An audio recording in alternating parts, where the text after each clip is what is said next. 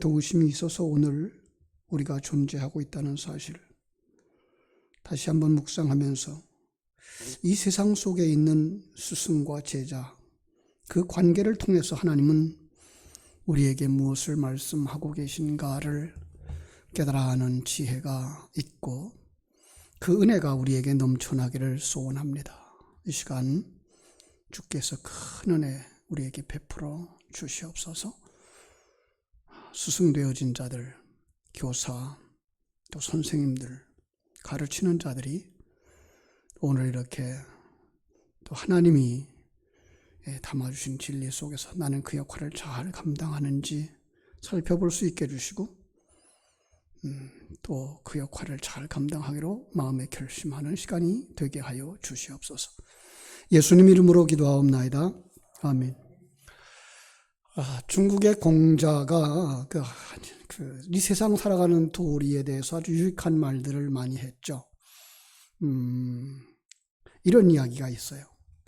한자를 읽을게요. 공자왈 삼인행 필유아사언 택기선자 이종지 기불선자 이계지. 아마 한자를 써놓으면 여러분 잘 아실 말인데요. 세 사람이 길을 같이 걸어가면 그 가운데는 반드시 내 스승이 있다. 좋은 것은 본받고 나쁜 것은 고쳐서 스스로 고쳐야 한다. 이런 얘기예요. 좋은 것은 본받고 나쁜 것은 고쳐야 한다. 그죠? 이 스승과 제자의 관계로 구성되어진 이 세상을 보여주는 단어라고 말하고 싶습니다. 얘기가 나왔으니까 하나 더 하고 갈게요. 공자와 그 제자 자공이 함께 길을 가고 있는데 공자가 발걸음을 옮기지 못하고 흥미진진하게 무언가를 감상하고 있어요. 자공이 가만히 보니까 노인이 매미를 잡는 모습에 푹 빠져 있는 거예요. 노인은 대나무로 매미를 한 마리씩 잡아 그 푸대에다가 넣고 있는 거예요.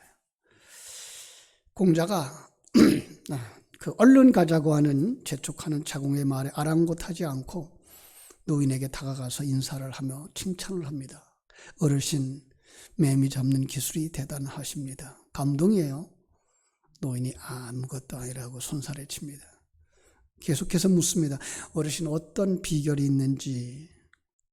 별다른 비결 없어요. 단지 숙련되게 연습하고 또 집중하는 것뿐이에요. 조금 더 자세히 가르쳐달라 그러니까 노인은 처음에는 구슬을, 잘 알고 있죠. 구슬을 대나무 끝에 올려놓고 떨어지지 않게 그걸 연습을 했대요. 그렇게 5, 6달쯤 연습을 하니까 구슬이 그 대나무 끝에서 떨어지지 않더래요. 더 놀라운 건 그 구슬 끝에다 또 하나의 구슬을 올려놓고 그걸 떨어뜨리지 않는 훈련을 했고 얼마큼 지나가고 나니까 구슬 위에 구슬이 5개가 올라가도 떨어지지 않더래요. 그때부터 그 나뭇가지 위에 있는 매미를 잡는 건 그냥 우리말로 말하면 땅 짚고 헤엄치기. 엎드려서 무엇을 줍는 것만큼 쉬워졌다고 그러면서 하는 말이 하늘과 땅이 이토록 넓고 크고 또 만물이 이토록 많지만 저는 단지 매미의 날개에만 관심을 집중합니다. 온 정신과 마음을 하나로 모으고 다른 일에 신경을 쓰지 않는다면 어찌 잡지 못하겠습니까? 노인의 이야기를 들은 공자가 말합니다. 전심을 다하면 온 기운이 통하게 되어 있다. 우리는 이것을 매미 잡는 건 별 재미가 없을 거예요. 그죠? 그런데 가끔 텔레비전에 보면은 갯벌에서 짱뚱어 잡는 어른들 보시죠. 그죠? 근데 미끼도 있는 것도 아니고 저기 짱뚱어가 지나가고 있는데 낚시를 탁 던져서 채면 그 낚시에 짱뚱어가 걸려 나오는. 얼마나 훈련을 많이 했을까요? 수없이 많이 하니까 전심을 다하면 온 기운이 통하게 되어져 있다. 저는 이번 주일 설교를 준비하면서 많은 스승들의 영상을 스크랩하면서 볼 수 있었어요. 우리가 지금 보았던 정윤아 선생님, 사실은 저게 15분짜리거든요. 그 내용 다 보면 정말 감동적인데 자르다 보니까 그만 못했고요.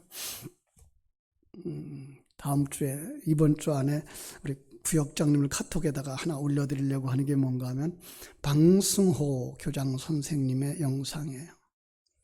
서울 마포구 아현 산업정보학교의 교장 선생님으로 부임했는데 부임한 첫날부터 교문에서부터 충격.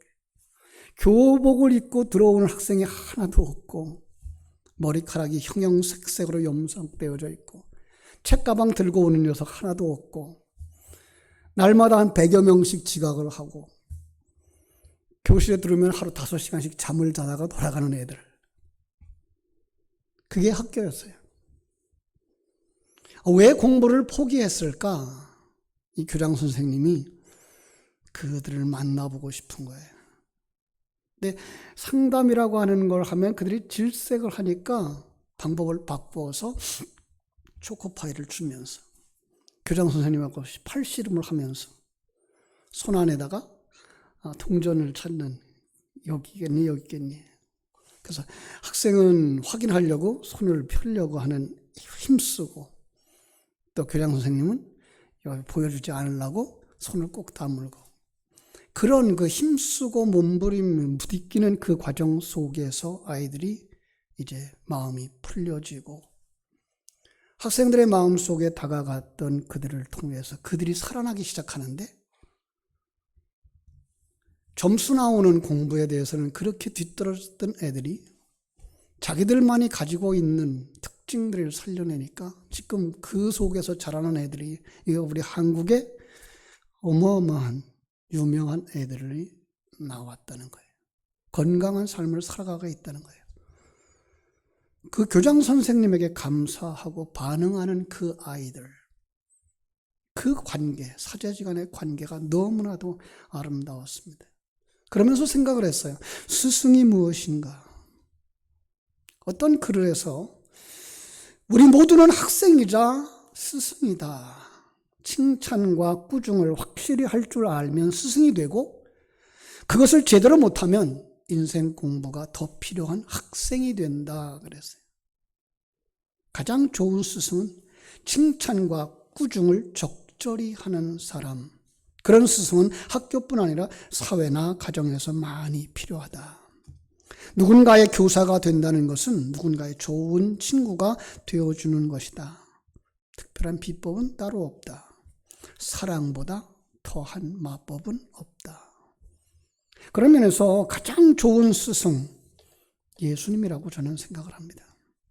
어떻게 하면 성도들로 하여금 가장 좋은 스승을 모시고 사는 성도가 될 수 있을까? 여기서 오늘 말씀의 제목을 찾아왔어요. 가장 좋은 스승. 이런 스승과 제자의 관계를 계시의 도구로 사용하셔서 영적 세계의 모습을 우리에게 가르치고 계신 거예요. 그래서 우리가 생각해 볼 수 있는 것, 하나님은 예수님을 이 땅에 스승으로 보내셨구나라는 거예요.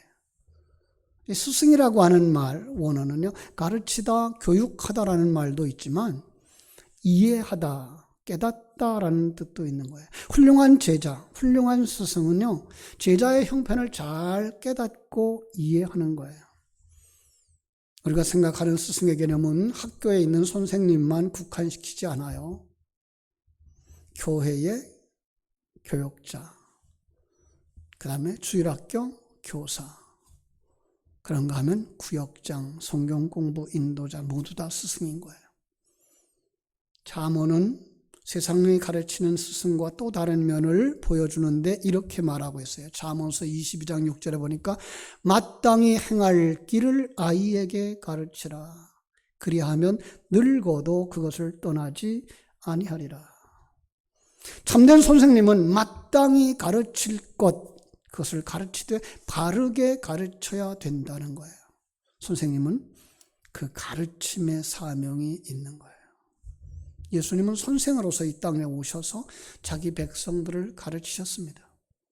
사복음서는 예수님이 자신의 그 백성들에게 가르치신 내용입니다. 예수님이 가르침을 살펴보면 우리도 우리 자녀나 후배들에게 무엇을 가르쳐야 하는지 살펴볼 수 있는데요. 저는 이 내용을 오늘 이사야서 30장에서 가져왔습니다. 18절, 19절을 볼까요?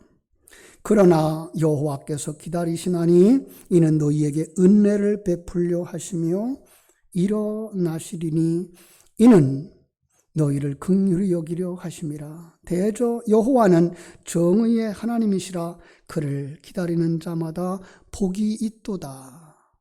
시온에 거주하며 예루살렘에 거주하는 백성은 너는 다시 통곡하지 아니할 것이라. 그가 네 부르짖는 소리로 말미암아 내게 은혜를 베푸시며 그가 들으실 때에 내게 응답하시리라. 우리 20절 같이 읽어볼까요? 주께서 너희에게 환난의 떡과 고생의 물을 주시나 네 스승은 다시 숨기지 아니하리니 네 눈이 네 스승을 볼 것이다. 그렇죠? 지금 이스라엘이 징계 중에 있는 거예요. 환난 중에 있는 거예요. 근데 그들을 향하여서 하나님께서 기다리신다라고 말씀하시면서 하나님께서 응답해 주실 것이다 라고 말씀하고 있는 거예요. 그런데 하나님이 기다리는 걸 알기 위해서, 하나님이 응답하시는 것을 알기 위해서 생명이 살아나야 되는데 이 생명의 소생함, 신앙의 회복, 바로 이것을 예수님이 하신 일이었다는 거예요.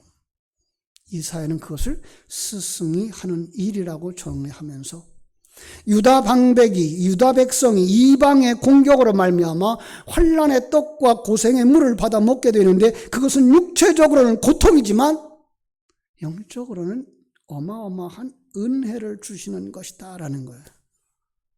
여러분, 여기서 우리는 뭘 볼 수 있죠? 오늘 우리가 만나고 있는 이 환경, 그죠? 우리의 육체의 문제들, 우리 경제적인 어려움들, 여러분 거기에만 관심 가지고 있으면 안 돼요. 그렇죠? 우리는 이 환경 속에서 지금 우리는 육체적인 건강, 이 세상에서의 평안과 안일함, 배고픈 문제 해결만 관심을 가지고 있지는 않은 건가요? 다음 세대들에게 믿음을 회복시켜 주자라고 생각하고 있는데 불구하고 우리는 지금 다음 세대들에게 은연중에 세상 일, 세상에서의 자기를 지키는 것들만 전부라고 생각하며 살아가고 있는 것을 보여주고 있는 것은 아닐까요? 당대의 백성들이 그 환난 때에도 견딜 수 있었던 것, 견딜 수 있도록 하신 건 뭐예요? 교사가 남아 있어서 그들을 바른 길로 지도하며 밝은 내일을 가르쳐 보일 것이라고 믿기 때문이었습니다. 그러므로 하나님의 백성은 환난을 당할 때라도 더욱 여호와 하나님의 말씀에 가르침을 따르는 거룩한 백성이 되어 가는 것입니다. 이게 있어야 되는 거예요. 그래야 거기가 하나님의 공동체인 거예요. 여기서 네 스승이라는 단어는요, 모레카라는 단어인데요, 너의 교사, 너의 스승이라는 말이에요. 더 깊은 데로 나아가면 하나님이시고요, 가까이로 보면은 하나님이 보내신 선지자라는 거예요. 하나님께서 백성들을 지도하고 교훈하실 때에 직접 하지 않으시고 그의 선지자를 통해서 가르치고 주의 종 교사들을 통해서 훈련하시기 때문에 그렇습니다. 다시 말하면 선지자들은 하나님의 대리자로서 백성들의 영적 스승이 될 것이므로 너희 하나님의 백성들은 선지자의 가르침을 주의하고 집중하여 선지자를 통해서 지도받고 하나님의 뜻을 분명하게 가르침 받으라 라고 말씀하고 있는 것입니다. 대표적인 예가 2000년 전에 이 땅에 오셨던 예수님이 제자들을 가르치는 모습이었습니다. 여러분, 이런 이야기를 잃어버리지 않았는지 모르겠어요. 부자와 나사로의 이야기 마지막 부분에 가면 둘이 다 죽습니다. 그죠? 그런데 부자가 눈을 떠서 보니까 거지였던 나사로가 아브라함의 품에 안겨 있는 거예요. 그죠? 거기는 자유롭고 평화롭고 나는 지금 너무 뜨겁고 견딜 수 없어서 그 거지 나사로에게 물 한 바구만 찍어다 내 혀를 좀 서늘하게 해달라고 할 만큼 견딜 수가 없는 거예요. 그때 뭐라고 부탁하죠? 아브라함이요, 세상에 내 형제들이 지금 살고 있는데 나사로를 보내서 그들에게 천국과 지옥을 전해주어서 그들이 이 지옥에 오지 않도록 해주세요. 아브라함이 뭐라고 대답합니까? 그들에게 모세와 선지자들이 있으니 그들에게 들을지니라. 아니에요. 만일 죽은 자가 살아나서 이야기하면 그들은 회개할 겁니다. 또 말씀합니다. 모세와 선지자들에게 듣지 아니하면 죽은 자가 살아나 권한다 해도 권함을 받지 아니한단다. 그렇습니다. 하나님은 사람을 통해서 역사하십니다. 하나님은 그 스승을 통해서 일하십니다. 그래서 관계를 통하여 우리에게 교훈하시고 있는데 그 관계 속에서 우리를 바른 길로 인도하기 위하여 채찍과 막대기를 사용하신다는 거예요. 이스라엘이 바벨론의 포로로 되어져 가는 것 뭐예요? 하나님의 채찍이요 막대기예요. 전도서 12장 11절에 보면 지혜 있는 자들의 말씀들은 찌르는 채찍들 같고 회중의 스승들의 말씀들은 잘 박힌 목과 같으니 다 한 목자가 주신 것이라. 여기 전도자, 지혜자의 말씀들, 그죠? 회중의 스승들을 거듭 사용하는 것은 자신이 지혜자 가운데 한 사람이며 또 회중의 스승들 가운데 한 사람이라고 말하는 거예요. 전도자, 스승은요, 이제까지 없었던 어떤 새로운 사람이 아니라 하나님의 말씀을 선포하고 해석하던 지혜자들과 진리의 전달자라는 거예요.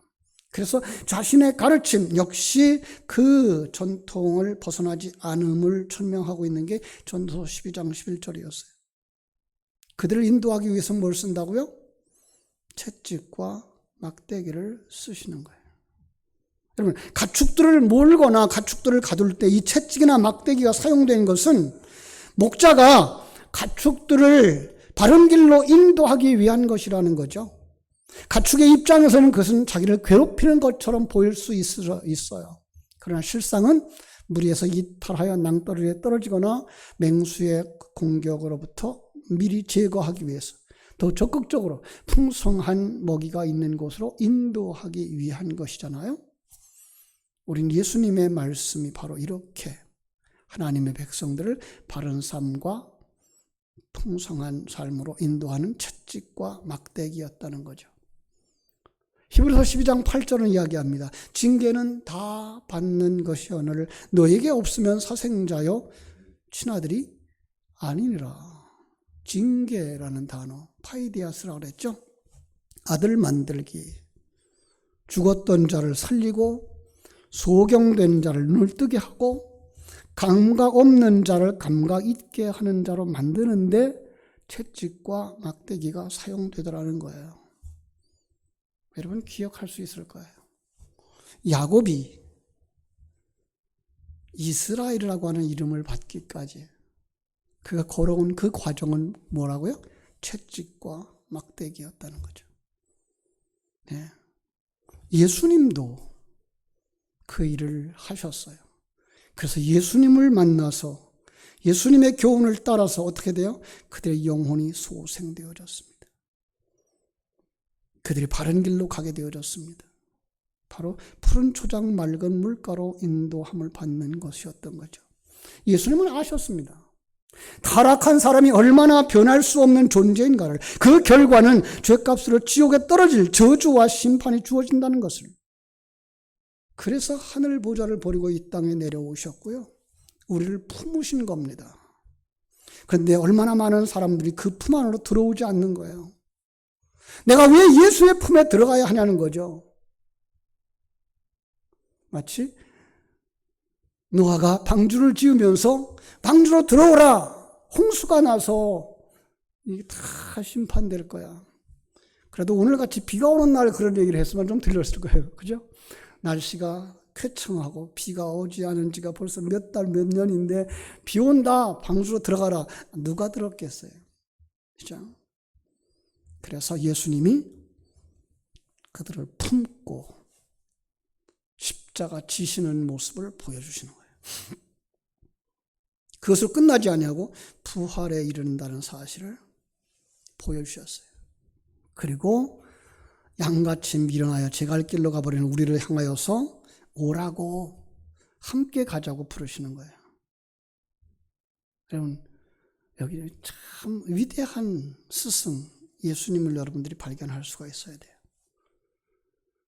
지나간 날들을 돌아보면서 참 우리나라는 복받은 나라다. 여러분과 내가 참 복받은 사람이다 그러죠.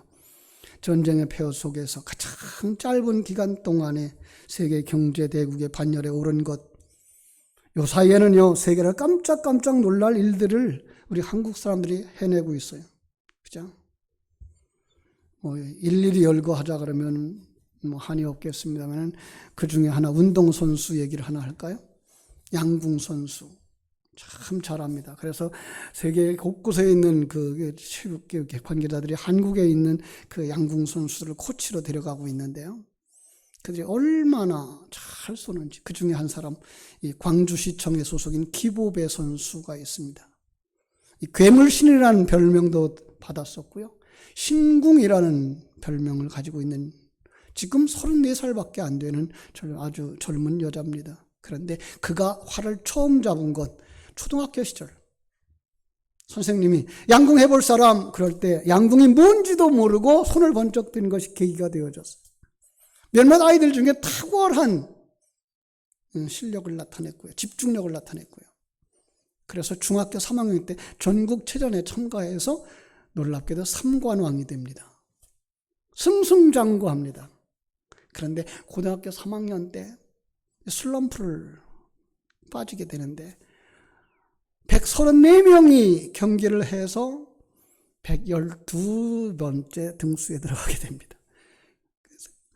그냥 국가대표는커녕 지역대표로도 나설 수 없게 되어졌는데 그때 그를 지켜보았던 광주여자대학교의 양궁감독 김성은 씨가 기보배 선수의 성장을 지켜보았던 철학, 그를 이끌어주고 그 학교에 선수로 키워줍니다. 슬럼프를 이기고 그리고 챔피언이 되어졌고 지금은 세계 그 누구도 따라올 수 없는 자리까지 올라갔습니다. 그렇습니다.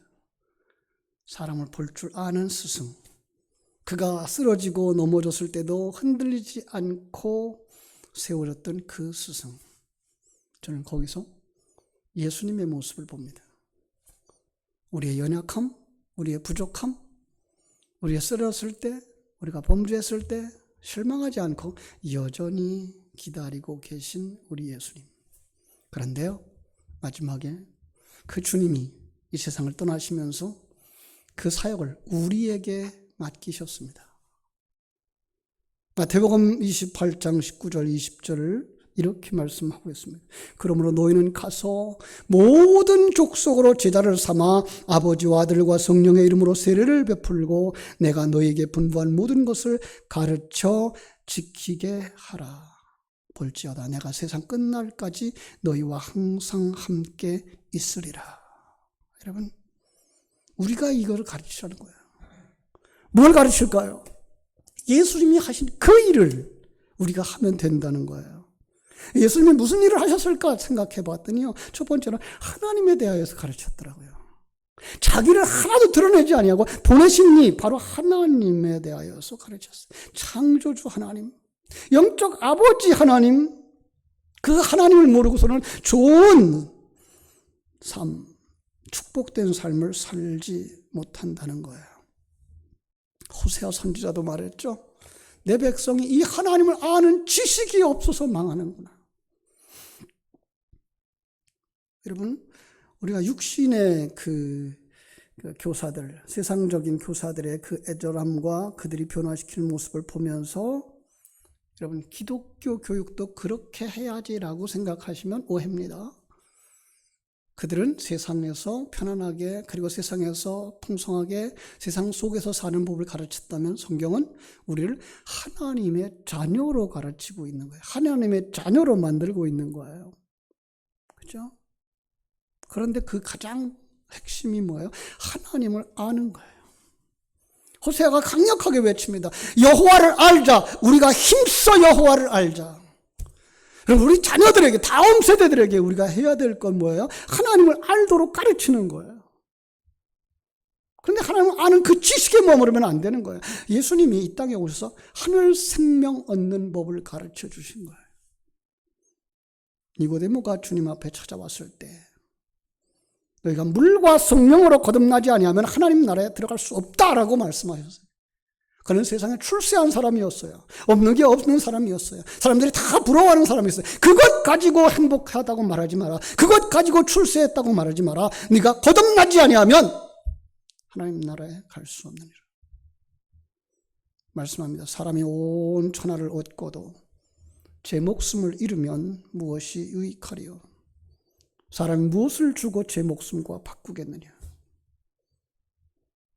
하늘 생명 가진 자들, 거듭난 자들 사랑하라고 말씀합니다. 끝까지 사랑하라고. 주님이 그렇게 하셨어요. 자기 사람들을 사랑하시되 끝까지 사랑하시더라. 사랑하는 성도 여러분, 이 스승의 주일을 맞이해서 세상의 좋은 스승들을 바라보면서 감격하고 참 격려하고 손뼉을 칩시다.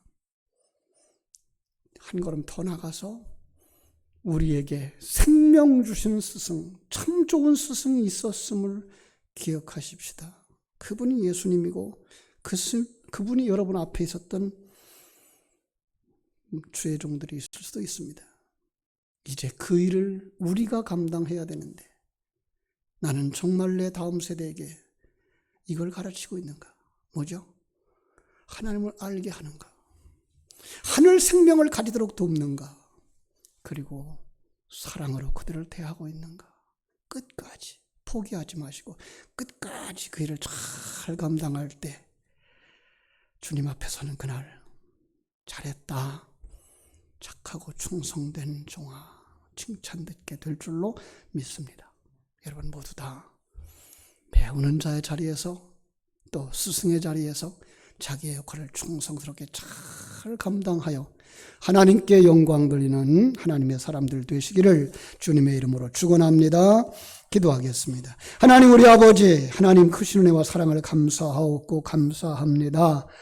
참으로 포로 생활 중에서도 그들은 절망하지 않도록 하나님은 이제 너희들에게 하나님의 사람 스승을 보낼 거야 라고 말씀해 주셨습니다. 그 스승 가운데 가장 좋은 스승 예수 그리스도를 우리는 보았습니다. 그를 통해서 생명이 살아났습니다. 이제 우리에게 그 사명 주셨는데 나는 다음 세대들을 위해서, 내 자녀들을 위해서 하나님을 알게 하고 있는지, 하늘 생명 가지고 살아가게 하고 있는지, 끝까지 그들을 사랑할 수 있는 믿음 있는지 하나님 자신들을 돌이켜보면서 그동안 내게 나되도록 도우신 스승에게 감사할 줄 알고 다음 세대들, 제자들 속에서도 사랑과 존경을 받을 수 있는 스승들이 되게 하여 주시옵소서. 예수님 거룩하신 이름으로 기도하옵나이다. 아멘. 우리 301장을 부르면서